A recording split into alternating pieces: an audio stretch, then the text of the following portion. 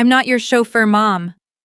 Those 5 words delivered with such cold contempt over the phone were the final nail in the coffin. What my daughter Lauren didn't know was that I'd already been to see my lawyer 3 days earlier, and when he called her 2 months later with the news, the sound of her screaming could probably be heard 3 counties over. My name is Diane Mitchell. I'm 68 years old, and this is the story of how my own daughter showed me exactly who she really was, and how I made sure she'd never forget it. Before we begin, I'd love to know where you're all watching from today. Are you joining me from somewhere warm and sunny, or are you bundled up against the cold, like I am here in Ohio? Drop your location in the comments. I love hearing from you all. Now let me tell you how we got here. I raised Lauren on my own after her father walked out when she was 3 years old.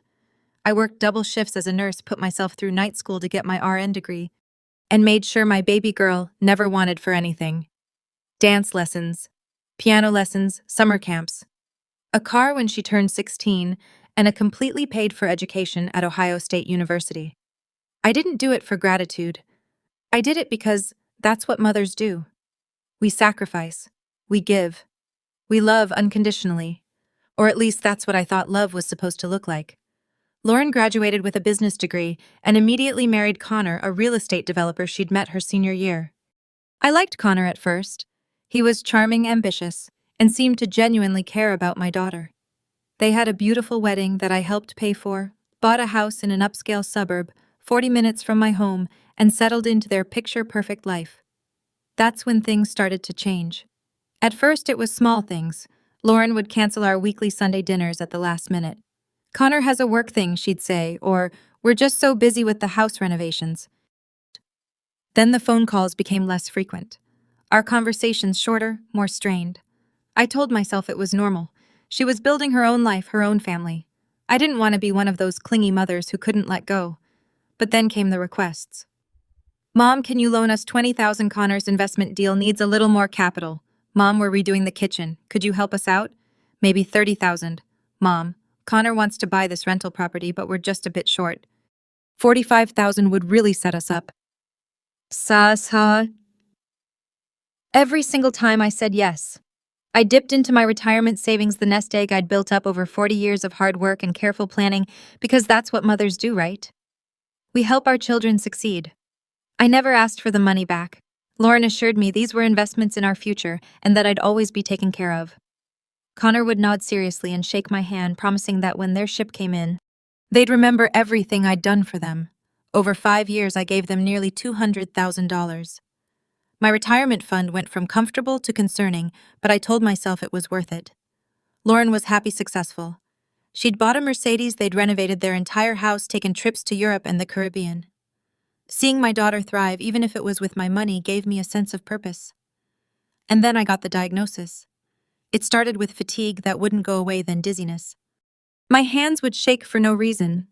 At first, I chalked it up to getting older, working too hard. But when I nearly fainted during a shift at the hospital where I'd worked for 32 years, my supervisor insisted I see a doctor. The tests took 3 weeks, 3 weeks of anxiety, sleepless nights, and trying to stay positive while my body betrayed me in small, terrifying ways. Dr. Patel called me into his office on a Tuesday afternoon in March. I remember the date because it was 2 days before Lauren's birthday, and I'd been planning to take her to lunch at her favorite restaurant. "Diane, you have atrial fibrillation," he said, his kind eyes serious behind his glasses. "Your heart's electrical system isn't functioning properly. The good news is it's treatable, but we need to monitor you closely and adjust your medications carefully. You'll need regular checkups. And you absolutely cannot drive for at least 60 days while we get your dosage stabilized." I felt the floor drop out from under me. No driving, I lived alone. I had bills to pay, groceries to buy, doctor's appointments to keep. "What about work?" I asked, though I already knew the answer. "You need to take medical leave immediately," he said gently. "I'm sorry, Diane. I know how much your work means to you." I called Lauren that evening from the hospital parking lot, my hands still shaking from the news. "Honey, I need to tell you something," I said when she answered. I could hear the television in the background, what sounded like a reality show. "Mom, can this wait? Connor and I are watching something." "Lauren, I was at the doctor today. I have a heart condition. It's..." "Oh my God, is it serious? Like, are you dying?" Her tone wasn't concerned. It was annoyed, like I'd interrupted her show with something inconvenient. "No, I'm not dying. But I need help." I can't drive for 60 days while they adjust my medications and Mom, that's what Uber is for. Look, I really need to go. Text me the details, okay? Love you. Bye. She hung up before I could respond. I sat in my car in that parking lot for 20 minutes staring at my phone, telling myself she was just busy. She'd process it later and call me back concerned and apologetic. She didn't call back that night or the next day or the day after that. I texted her my doctor's information, my appointment schedule, asked if maybe we could set up a weekly check-in. She responded 3 days later with, "Sounds good, Mom. Things are crazy here with Connor's business expansion. We'll try to help when I can." We'll try to help. Those words sat in my chest like a stone. The next 2 months were the loneliest of my life.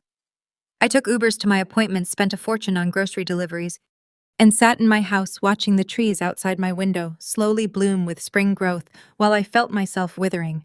I'd call Lauren once a week. Sometimes she'd answer. Most times it would go to voicemail. When we did talk, she'd rush through the conversation, always with somewhere else to be, something else to do. "How are you feeling?"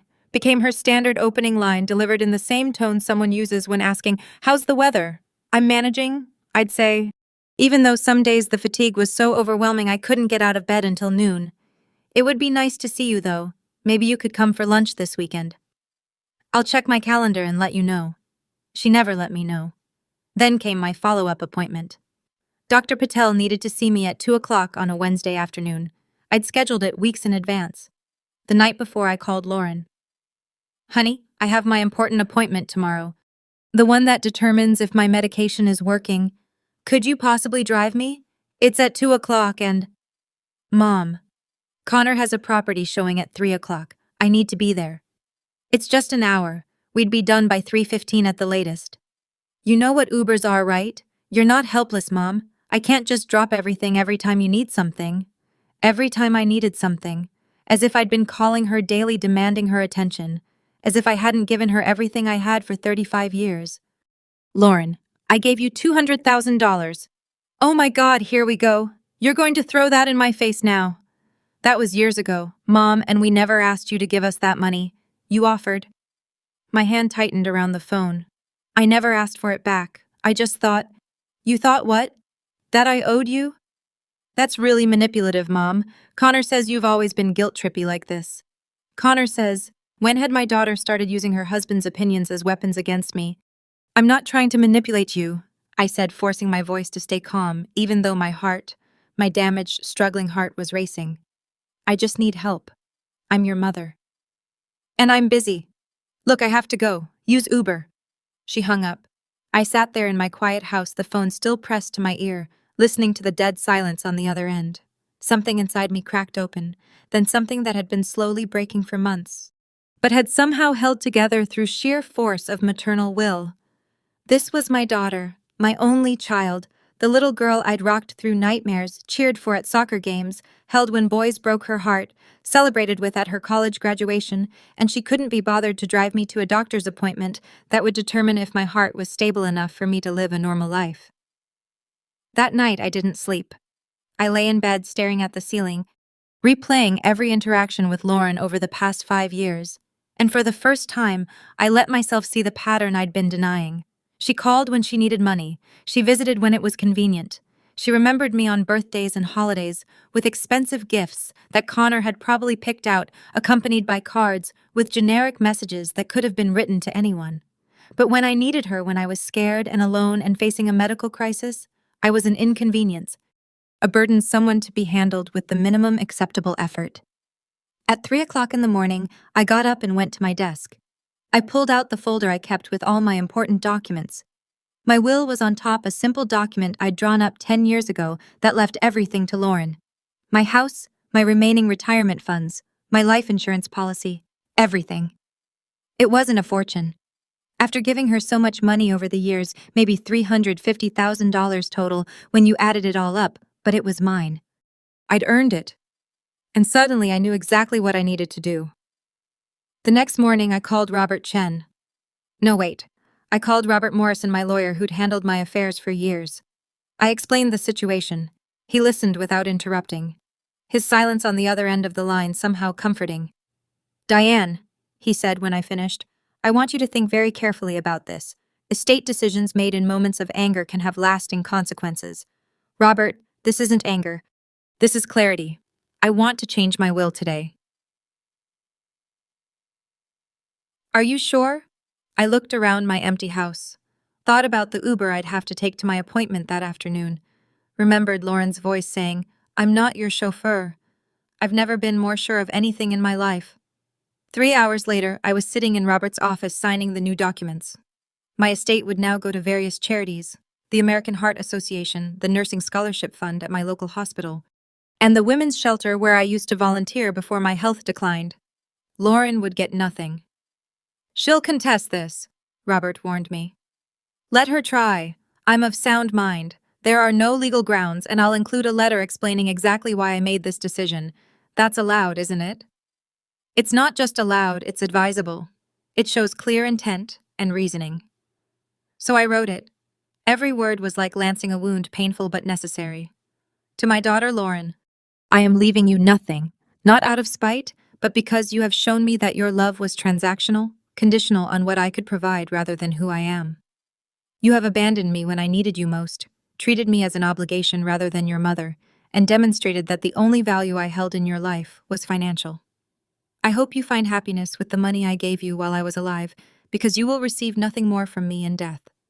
Perhaps someday you'll understand what you lost, not money, but the relationship with the woman who loved you more than life itself, your mother, Diane Mitchell. I signed the will, Robert's secretary witnessed it, and it was done. That was 3 days before the phone call that started this whole story. The appointment went fine. My medication was working. My heart rate was stable. Dr. Patel said I could start driving again in 2 weeks. I took an Uber home feeling oddly lighter despite everything. I didn't tell Lauren about the will change. I saw no point. Maybe she'd never need to know. Maybe someday we'd repair our relationship and I'd change it back. Snorts. But deep down, I knew that was unlikely. 3 days later, my phone rang while I was making lunch. Lauren's name flashed on the screen. I almost didn't answer. "Hello. Mom, I need you to watch the house next weekend. Connor and I are going to Napa for a wine tasting event and our house sitter canceled." "Not how are you?" "Not how was your appointment, just a request." "Lauren, I have plans next weekend." I lied. "Seriously, what plans could you possibly have?" The dismissiveness in her voice triggered something in me. All the hurt, all the loneliness, all the months of being treated like I didn't matter came flooding up. "That's really none of your business," I said coolly. "Wow. Okay, Mom, be like that." "Be like what, Lauren?" "Be like someone who has her own life. I thought you wanted me to be independent. To use Uber to not drop everything for you. That's completely different." "How? How is it different?" There was a pause. Then, "Fine, forget I asked." But I wasn't done. 2 months of biting my tongue, of making excuses for her, of trying to be the understanding mother, had finally reached its limit. "Do you even know how my appointment went?" I asked quietly. "What appointment?"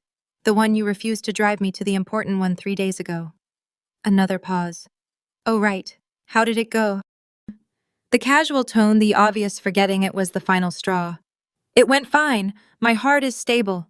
I can drive again soon, not that you cared enough to ask." "Mom, don't start with the guilt trip." "I'm not guilt tripping you, Lauren. I'm stating facts. I had a medical crisis and you treated it like an inconvenience. I needed you and you weren't there." "Oh my God, one ride to the doctor and you act like I abandoned you." "It wasn't one ride. It was months of me being alone, scared, and struggling while you were too busy with your renovations and your trips and your perfect life that I helped pay for." There it is. I knew you'd throw the money in my face eventually. I'm not throwing it in your face. I'm reminding you that I gave you everything I had, and when I needed the smallest fraction of that back, you couldn't be bothered. The argument escalated. Lauren's voice got higher, more defensive. She accused me of being manipulative, controlling, unable to let her live her own life. I accused her of being selfish, ungrateful, and cold. Finally, she shouted, "You know what, Mom, I'm done. I'm done with your neediness, your guilt trips, your constant demands. I asked you for one ride. I'm not your chauffeur." The words hung in the air between us like poison. "You're right," I said, my voice suddenly calm. "You're not. You're my daughter, or at least you were." "What's that supposed to mean?" "It means I'm done expecting anything from you, Lauren. I'm done hoping you'll suddenly remember that I exist for reasons other than funding your lifestyle. I'm done." "Fine. Be done. See if I care." She hung up on me for what would turn out to be the last time we'd speak for 2 months. I stood in my kitchen, my hands shaking, my heart pounding in a way that would have alarmed Dr. Patel, but mixed with the hurt and anger was something else, something that felt almost like freedom. I'd changed my will just in time. The weeks that followed were strange. I waited for Lauren to call and apologize. She didn't. I waited for her to at least check in. Nothing. My birthday came and went. No card, no call, no text. I could have reached out.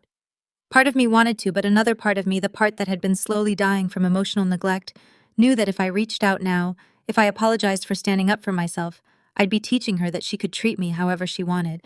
And I'd always come back for more. I couldn't do it anymore. Instead, I focused on my health. My heart stabilized. I started driving again.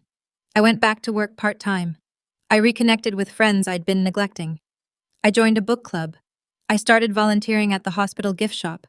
My life got smaller in some ways, but richer in others. 2 months passed, then 3. I didn't hear from Lauren at all.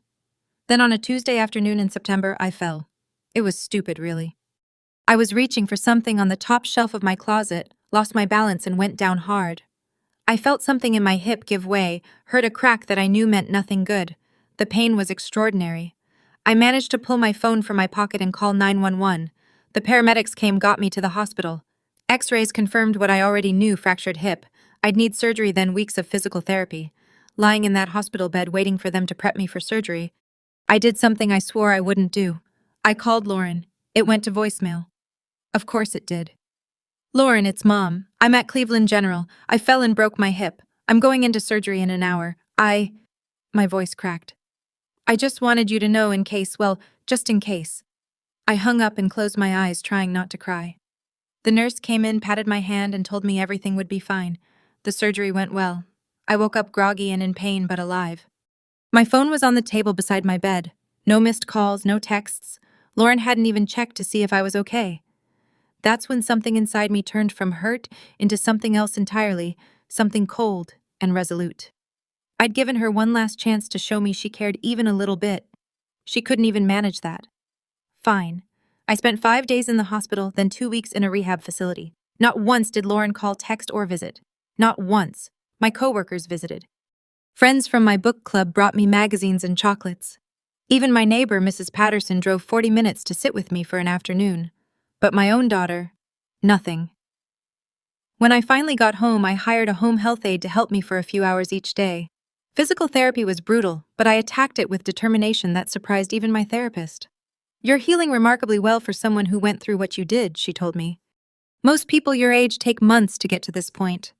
I'm motivated, I said simply. What I didn't tell her was that my motivation came from anger, from hurt, from the crystal clear understanding that I was completely alone in this world. And if I didn't fight for my own recovery, no one else would. It was during one of those physical therapy sessions that my phone rang. Robert Morrison.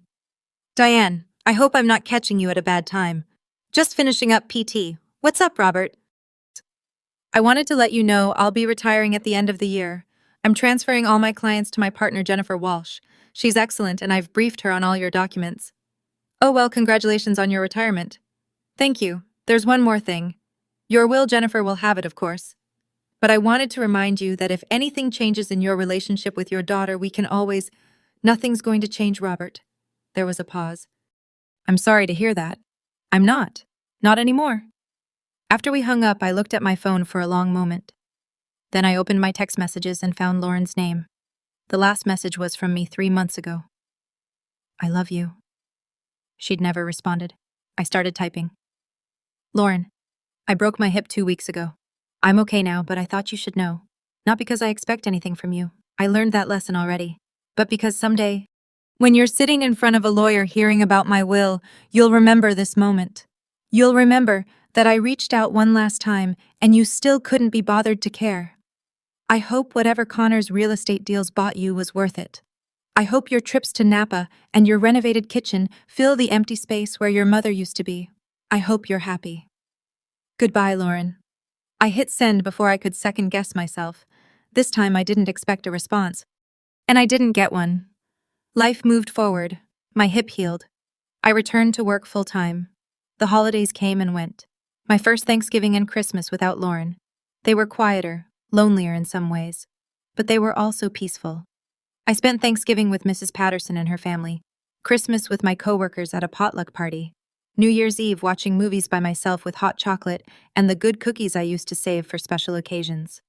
I was okay, more than okay, actually. I was learning what it felt like to not constantly worry about someone who didn't worry about me at all. In February, I got a letter from Jennifer Walsh Roberts' replacement. She wanted to schedule an annual review of my estate documents. I made an appointment for the following week. Jennifer was sharp professional and had clearly read through my entire file. "Your will is very clear," she said, and Robert's notes indicate that this was a carefully considered decision, not made in haste or anger. "That's correct. I just want to make sure. No changes needed." I thought about it, really thought about it.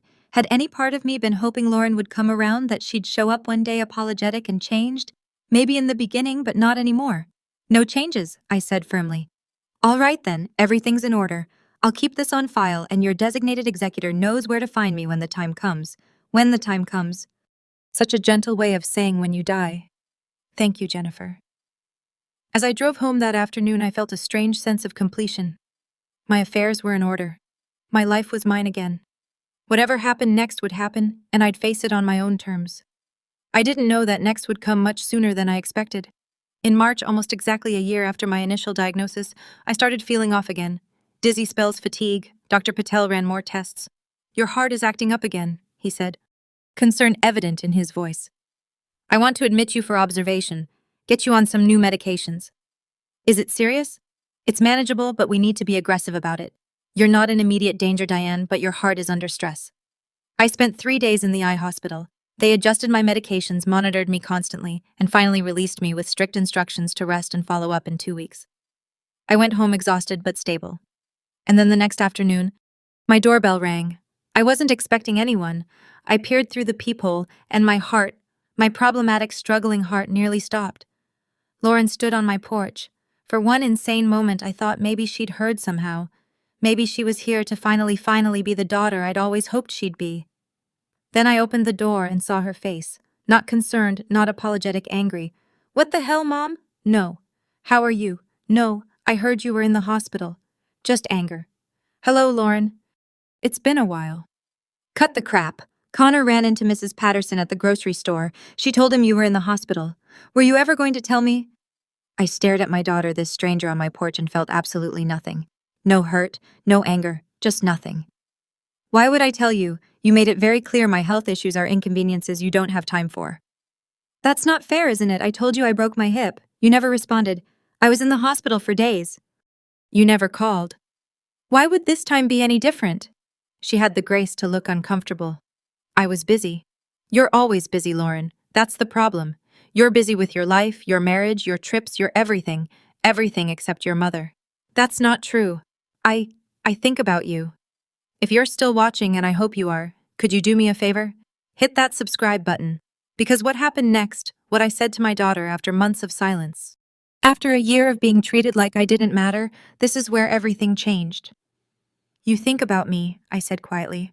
When you're sitting in the house I helped you buy, when you're driving the car my money paid for, when you're on vacation with my retirement funds." "Oh my God, you're still on about that money." "I'm not on about the money, Lauren. I don't care about the money. I care that you took everything I had and gave me nothing in return. Not your time. Not your concern. Not your love. Nothing." "That's not true. I love you." "Do you?" "Because from where I'm standing, you love what I can provide. You loved me when I was useful. When I needed you, I became a burden." Tears started rolling down her face. "Mom, please, I know I messed up. I know I wasn't there when you needed me, but I'm here now. Can't we just what? Pretend it didn't happen? Go back to the way things were?" "Yes, I miss you, Mom. Connor and we've been talking. And he made me realize I took you for granted. I want to fix this." Connor made her realize. Not her own heart, not her own conscience. Her husband had to tell her she'd been a terrible daughter. "I appreciate you coming by," I said, my voice carefully neutral.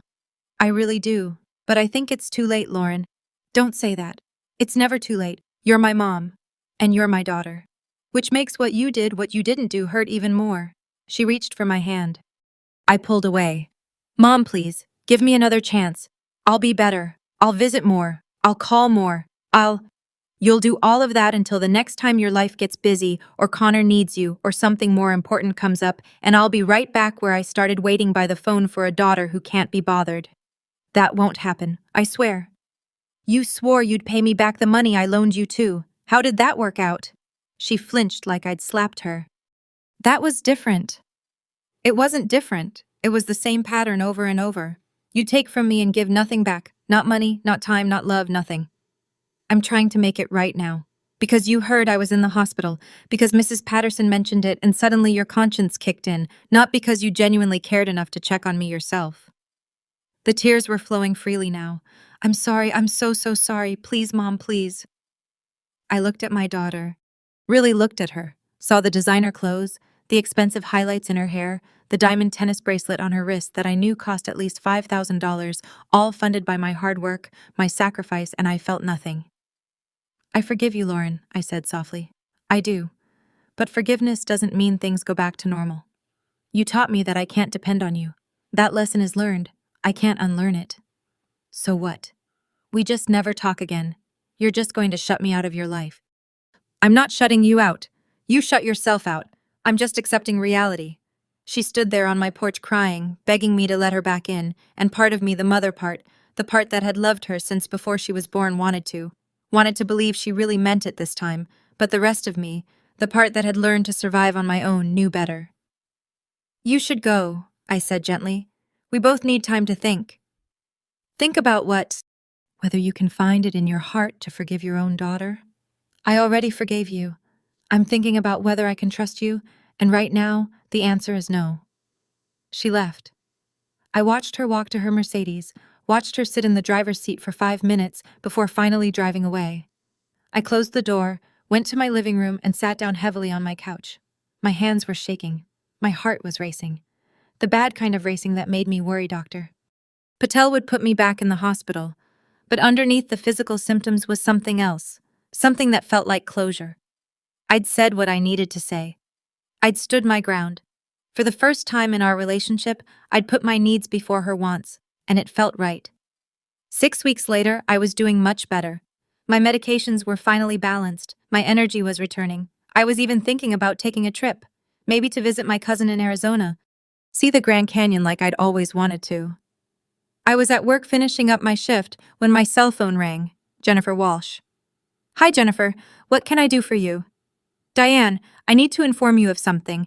I just received a call from your daughter's attorney. My stomach dropped. What? Apparently your daughter has somehow learned about the changes to your will. Her lawyer is making preliminary inquiries about your mental competency and threatening to contest the will. I sat down slowly, my legs suddenly weak. How did she find out those documents are confidential? I don't know, but she knows and she's not happy. A bitter laugh escaped me. I bet she's not. Diane, I need to ask, how is your relationship with your daughter currently? Non-existent. She came by 6 weeks ago, apologized, begged for another chance. I told her I couldn't trust her. We haven't spoken since. And before that, almost a year of silence, punctuated by me begging for basic consideration and her treating me like a burden. That's actually good for our purposes. If she contests, we have a clear pattern of estrangement that justifies your decision. Do you have any documentation, text messages, emails? Dozens, including ones from when I was in the hospital with a broken hip and she never responded. Save everything. Forward it all to me. If she wants to fight this, we'll show the court exactly what kind of daughter she was. After I hung up, I sat there for a long moment processing. Lauren knew. She'd somehow found out I'd cut her out of my will, and her first response wasn't to try to repair our relationship. It was to lawyer up. That told me everything I needed to know. 3 days later, Lauren showed up at my house again. This time Connor was with her. I almost didn't open the door, but something made me do it. Call it morbid curiosity. Call it a need for final closure. Mom, we need to talk, Lauren said, her voice tight and controlled. Hello, Lauren. Connor, what brings you by? You know exactly what brings us by, Connor said, his charming facade completely gone. You changed your will and cut Lauren out completely. That's my right. After everything we did for you, he started. Everything you did for me. I couldn't help but laugh. What exactly did you do for me, Connor? Besides take $200,000 and ghost me when I needed basic help. We never asked you to give us that money. No. You just manipulated and pressured and made me feel like a terrible mother if I didn't help you invest in your future.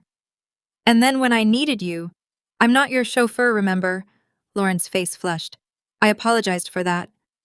Once after almost a year, and only because Mrs. Patterson mentioned I was in the hospital. Your apology was self-serving and meaningless. You're a bitter, vindictive woman, Connor spit out. You can't stand that Lauren built a life without you. With my money, I corrected calmly. She built a life with my money while treating me like an ATM with an annoying personality attached. We're going to contest the will, Lauren said, her voice shaking. You can't do this. I'm your daughter. I'm your only child. Yes, you are, and you should have acted like it. A judge will see through this, Connor said. You're clearly not of sound mind. I'm perfectly sound of mind. I have documentation from multiple doctors confirming it. I also have documentation of every time I reached out to Lauren and was ignored, dismissed, or treated like a burden. Every text message, every voicemail, every unanswered call. Would you like to contest this in court? Because I promise you a judge will be very interested in reading our text conversations from when I was lying in a hospital bed with a broken hip. Lauren's face went pale. You wouldn't. Try me. Take me to court, Lauren. Let's air everything out in front of a judge. Let's talk about the money I gave you that you never paid back. Let's talk about you refusing to drive me to a doctor's appointment while I was dealing with a heart condition. Let's talk about you telling me you're not my chauffeur and then not speaking to me for a year. I'm sure that will go great for you. They stood there, Connor's jaw working, Lauren's eyes filling with tears again. I did love you, I said quietly. I loved you more than anything in this world. I would have given you everything, and I did. But love requires some reciprocation, Lauren. It requires showing up, and you never did. So that's it, Lauren whispered. You're really going to die and leave me nothing. I'm going to die and leave my money to organizations that actually help people. The American Heart Association, because heart disease shouldn't be faced alone. The Nursing Scholarship Fund, because young women shouldn't have to work 3 jobs to get through school like I did. The Women's Shelter, because sometimes family is the last place you should turn. You're punishing me. I'm freeing myself from waiting for you to care. There's a difference. Connor grabbed Lauren's arm. Come on, we're wasting our time. Let her die alone and bitter. I won't be alone, I said. I have friends, coworkers, neighbors who've shown me more love in the past year than you have in 5. And I'm not bitter. I'm actually finally at peace. They left. Lauren looked back, once her face the mask of hurt and rage and something else. Something that might have been regret, but came far too late. I closed the door for the final time. That was 4 months ago. I'm writing this from my home office, looking out at my garden where spring flowers are finally blooming. My heart is stable. My life is full. I'm planning that trip to Arizona for next month. Lauren never contested the will. Her lawyer probably advised her it would be expensive, public, and ultimately unsuccessful given the documentation I had. She hasn't contacted me since that day. Sometimes I wonder if I did the right thing, if I should have given her another chance, tried one more time to bridge the gap between us. But then I remember standing in that hospital parking lot calling my daughter to tell her I was scared and needed help. I remember her saying, I'm not your chauffeur, like driving her mother to a doctor was beneath her. I remember spending Christmas alone because she couldn't fit me into her schedule. I remember breaking my hip and waiting for a call that never came. And I know I made the right choice.